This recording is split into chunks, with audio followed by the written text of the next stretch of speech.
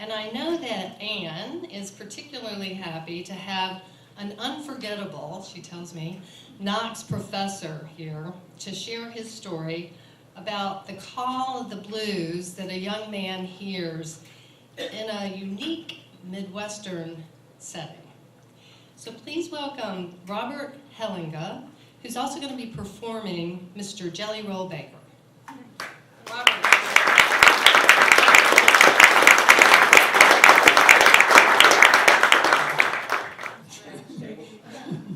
Just relax. This is from the first chapter of my second novel. The first part is set in southern Michigan. The family owns peach and apple orchards. The migrant workers are picking the apples now, and a missionary has come to visit. This is a fairly religious community, at least of one family. And Martin's cousin, Martin is the main character, Martin's cousin Lottie will receive her vocation.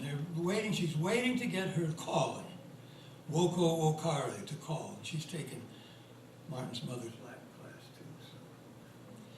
Martin and Corey, now Corey is an African-American neighbor, Martin's age, and they're out hanging around at the end of the day, waiting to see what's going to happen. They're speculating about Lottie's vocation because several people from the church have come, and the Methodist minister has come, and the missionary is there.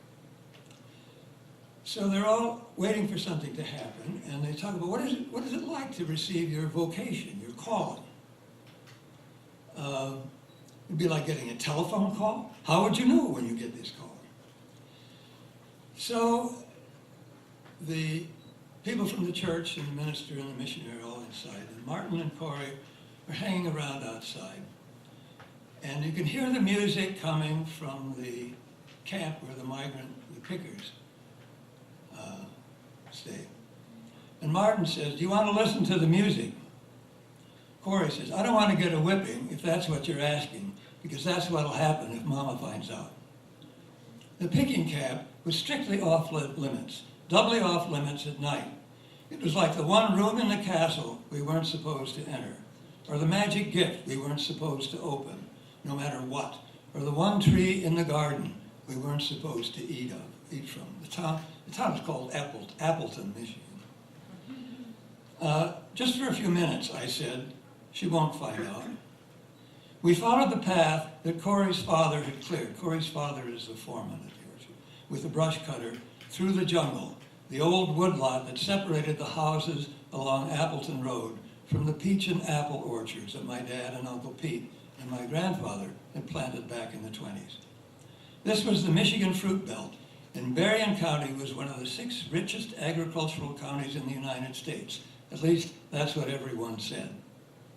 And our own orchards, almost 2 full sections, seem to confirm this by producing between 40 to 50,000 bushels of peaches and apples every year.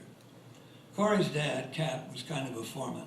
He contracted with an undertaker down in Georgia to put together the picking crew for the summer and help my dad and Uncle Pete with the pruning in the winter. We didn't speak till we came to the little clearing in the briars and nettles. I could hear the music a little more clearly now. I'd heard it all my life, usually from a distance, though sometimes when I'd slept outside in my father's old pup tent, I'd snuck over to the picking camp and spied on the migrant workers who followed the ripening fruit crops up north from Georgia and Mississippi. And I listened to the singing. I hadn't really thought of it as music. Music was something else. Music was the songs we played on the jukebox in the bowling alley. Don't let the stars get in your eyes. You belong to me. How much is that doggy in the window? Vaya con Dios. You, 3 coins in a fountain. Music was the choir cantatas at Christmas and Easter, and my mother's long-playing records, and piano lessons from Mr. Hoptenstall, and then the recitals at the end of the year. Spinning Song and La Cucaracha, and then more recently, Handel's Harmonious Blacksmith and Chopin Preludes. My mother played the piano too, lots of Brahms and Chopin, and my piano lessons were non-negotiable. The dormitories for the single men and women were on the far side of the packing shed, separated from each other by about 20 shacks for married couples. We went in the back of the packing shed, around the culling table and the grader, to the big sliding door, which was open about 6 inches. We were close enough to smell the remains of the barbecue and to see the migrant workers gathered around the remains of a small fire and to hear the music. Corey looked out the door, and when she turned back to me, I kissed her, not hitting her mouth squarely, but at least touching her lips. "Marty," she said, "what's got into you?" What had gotten into me was that I was seeing her in a strange new light. I was falling in love with her. She was my Guinevere, my maid Marian, my dark-skinned Jane of the jungle with untamable hair, and hands so quick she could reach down and catch a mouse scampering across the floor of the packing shed. But who was I? Still a little boy who'd pushed her in the tire swing in Uncle Pete's backyard. The little boy in his Sir Lancelot getup who'd rescued her from the lion. "You've never kissed a girl before, have you?" "I've kissed lots of girls," I said. "Name one." That would be telling. "You haven't got anything to tell." "I've kissed Dixie Carpenter," I protested, "and Frances Cochran. I kissed Frances after the dance." Corey laughed and then pulled my face toward hers and kissed me hard on the mouth. But by the time I figured out that I was supposed to open my mouth a little so that our tongues could touch, she'd pulled away. "I've got to go back," she said. "You coming?" I started to follow her, thinking she might wait for me in the little clearing in the woodlot, but something called me back. The cry of a harmonica, and a sound I'd never heard before. I know now that it was the new man, Chesterfield, who drove the tractor that pulled the wagons in from the orchards. And I know now that he was playing the ugliest guitar I've ever seen in my life. A guitar made out of some kind of sheet metal and painted the color of a baby's diarrhea. And I know now that he was playing it with a knife that he held between the first 2 fingers of his left hand. But I didn't know that then. All I knew was that the music filled me up like Corey's kiss, like a wound. And I thought of the beautiful color pictures in my boy's King Arthur, of the king thrusting his spear into the traitor Mordred, and of Guinevere praying in the cell of a convent where she spends her last days. I couldn't cross the lighted area in front of the packing shed without being seen, so I jumped off the loading dock in the back and scooted along the edge of the jungle till I was covered by one of the big outhouses that my father relocated every year. The sounds came into me. I breathed them, inhaled them, along with the odors of the outhouse and the smoke from the fire, in my mouth, through my mouth as well as my ears, through my eyes. Chesterfield was singing a song about love, but not the kind of love I knew about from movies and from the radio, not No Other Love or Till I Waltz Again With You. This was more like someone driving nails into a piece of oak. Moon going down, Lord, North Star about to shine. The words pierced me. I had to get closer. I had to see as well as hear. My baby told me she don't want me hanging around. And then a hand clapped down hard over my mouth, so I couldn't yell, and a strong arm pinioned my arms. Jesus, it's Marty. There were 2 of them. Marty, what the hell are you doing? Jonah, is that you? I just wanted to listen. Your old man know where you are? Yes, I said. He looked at me like hell. He don't mean no harm, the other man, whose name was Jake, said. I don't mean no harm, I said. I was just listening. He grabbed me by the arm and pulled me into the circle of firelight. Chesterfield looked like he was attacking the guitar, striking it with the heel of his right hand and hitting the string with his thumb at the same time. A train pulled into the station at midnight. The singer heard the whistle blow and saw his baby climb on board. Some of these men and women I'd known all my life, but now I was seeing them for the first time. For a moment, I was not the boss's son, but a stranger surrounded by a circle of black faces. Soft, not black either if you looked closely, but chocolate, coffee, ebony, honey, red, tan, alabaster. All with large eyes pointed at me. I was the boss's son, too. Run on home, Marty, said a woman named June who worked at the culling table. We don't want no trouble. Let him sit with you, Jake said. He don't mean no harm. How do you know what he mean? The woman said. It's just a kid. Chesterfield was doing something to the guitar, changing the pitch of the strings. My heart pounded. I wanted to hear him play. Jake was holding my arm while the woman inspected me. Pretty soon the guitar started to cry, like a man crying, and Jake let go of my arm. The music began to fill me again. I wanted to sing. I wanted to rush over to Chesterfield and put my hands on that guitar. I wanted to touch it. There was a time I didn't know your name. Why should I worry, cry in vain? But now she's gone, gone, gone, and I don't worry, because I'm sitting on top of the world. The next morning, Marty asked his cousin Lottie about her vocation, what happened. She's going to be a missionary in the Republic of Congo. Do you really want to live here? Do you really want to leave here? It's my vocation, she said. I started to argue. I started to tell her that I never wanted to go anywhere or do anything other than work in the orchards with my father and Corey's dad and Uncle Pete.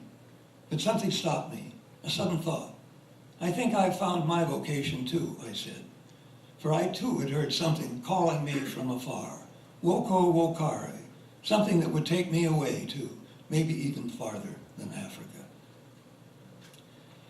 I'm going to read one more bit from a later chapter.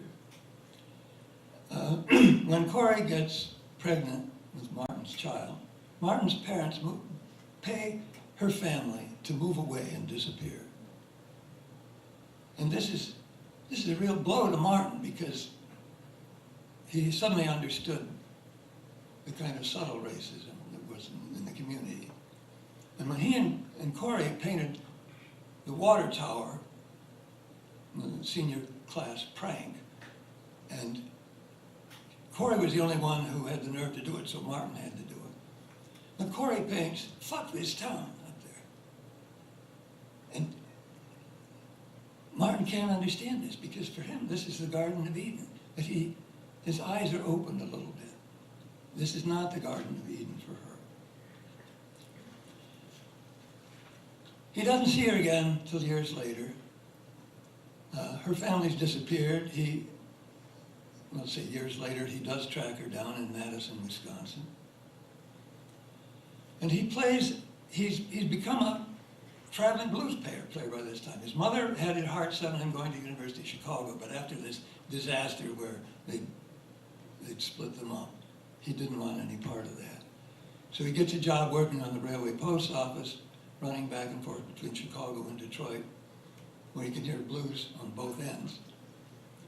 And then he works at it and becomes reasonably successful as a traveling blues guitar player.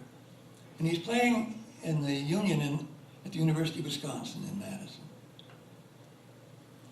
And he's hoping that Corey will show up. And she does. And they talk a bit, and he tells her about life on the road and how lonely it is, driving through towns in the middle of the night, sleeping in a different bed every night, going to these college gigs. And she says, why do you do this? Why don't you go back and run the orchards? I don't know, he said. It's not all that different from sorting mail on the night train, looking out the windows at the little towns that go by. Except you've got the music, all that richness in a little room. How can you get so much beautiful music out of 3 lousy chords and 3 or 4 simple patterns? That's what's amazing. And the language, it's the mother tongue, the American mother tongue. I got the key to the highway. I'm going away, baby. Crying won't make me stay. Come on in my kitchen, because it's going to be raining outdoors.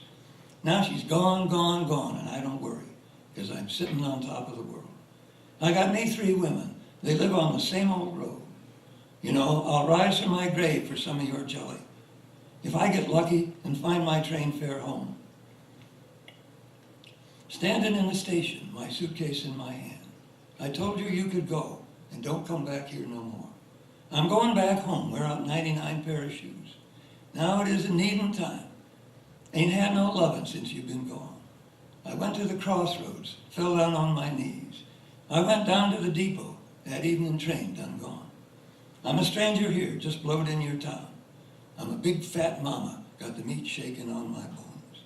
You made me love you, now your man done come. All my life I've been a traveling man, if I had to listen to my second mind. When I had money, we lived on Easy Street. Winds on Lake Michigan, Lord, blow chilly and cold. Rise up, dead man, and help me drive my road. When my bed gets empty, make me feel awful mean and blue. Do you remember, he asked Corey, how my mother used to talk about a line of poetry, or a whole poem, greeting your spirit? Like that line about the tears of things, lacrimae rerum. That's what the blues give us, Carrie, the tears of things, the joys of things, too. That's it.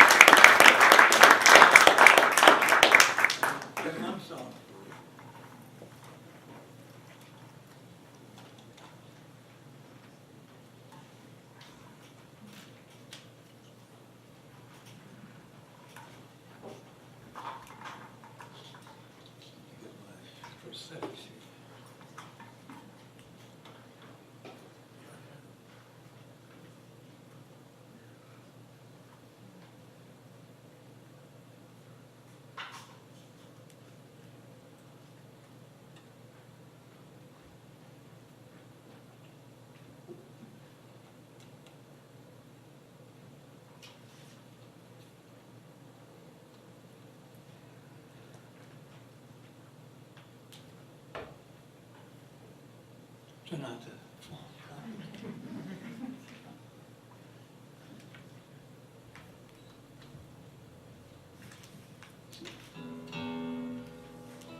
Is that the right place for the mic?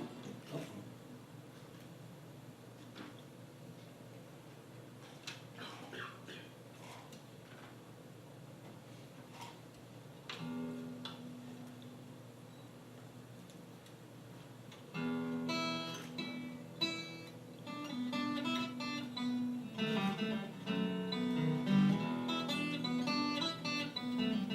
Well, Mr. Jelly Roll Baker, let me be your slave.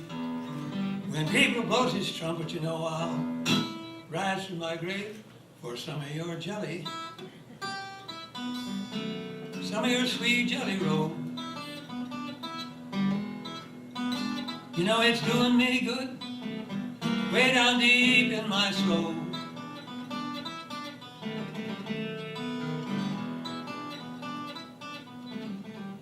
You know there was a man in the hospital, all shot full of holes. Nurse said that man died, said she gotta get her good jelly roll. She loves her jelly, loves her good jelly roll. You know it's good for the sick, sure enough good for the whole.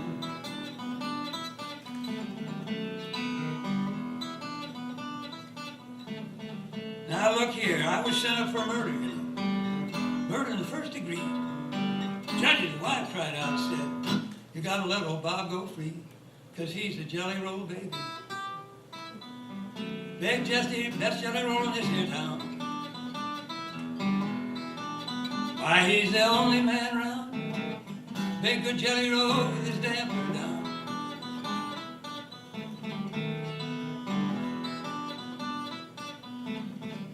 Well, jelly, jelly, jelly, jelly always on my mind. Jelly, jelly, jelly, jelly always on my mind. You know, jelly killed my papa, drove my mama stone blind.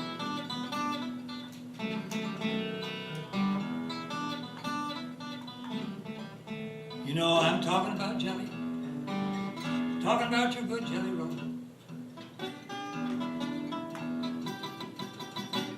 Talking about jelly.